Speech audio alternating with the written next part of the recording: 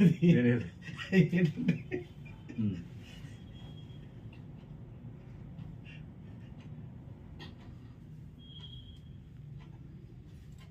ఇద్దరికి చేయాలి.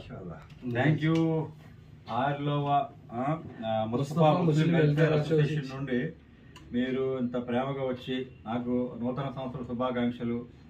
మన సాంప్రదాయ పద్ధతిలో ఎలాగైతే మన చెప్తారో ఆ విధంగా చెప్తున్న సంతోషం.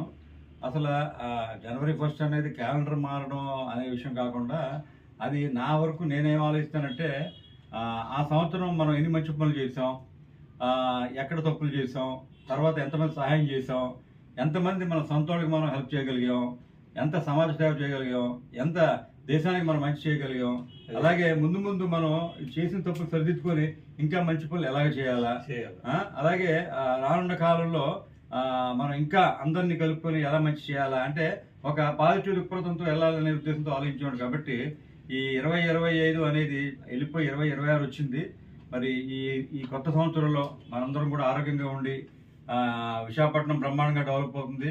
ముఖ్యమంత్రి చంద్రబాబు నాయుడు గారు, అలాగే లోకేష్ గారు, అలాగే మిగతా వాళ్ళందరూ వచ్చి కూడా ఇక్కడ పెద్ద పెద్ద ప్రాజెక్టులు వస్తున్నాయని చెప్పి మన శంకుస్థాపన కూడా చేశారు. కాబట్టి విశాఖపట్నం చాలా అభివృద్ధి చెందుతుంది. ముందు ముందు దీనికి మంచి భవిష్యత్తు, అంటే అలాంటి భవిష్యత్తు ఉన్న రాష్ట్రం, అదే పెద్ద సిటీ ఆంధ్రాలో విశాఖపట్నమే.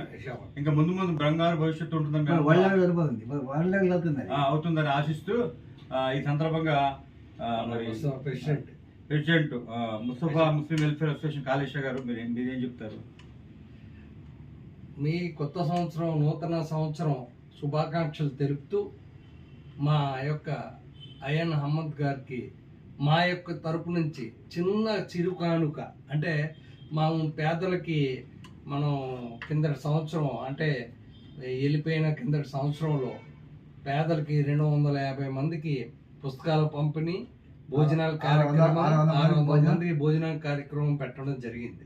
అందులో మా యొక్క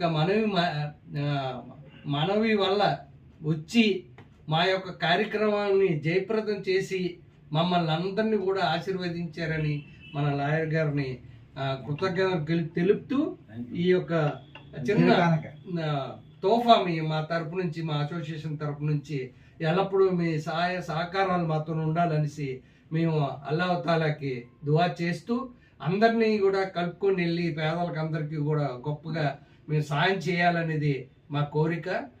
అలాగా ప్రభుత్వం తరపు నుంచి కూడా మా తరపు నుంచి కూడా ఎంతో కొంత ఉడత సాయం అయినా మేము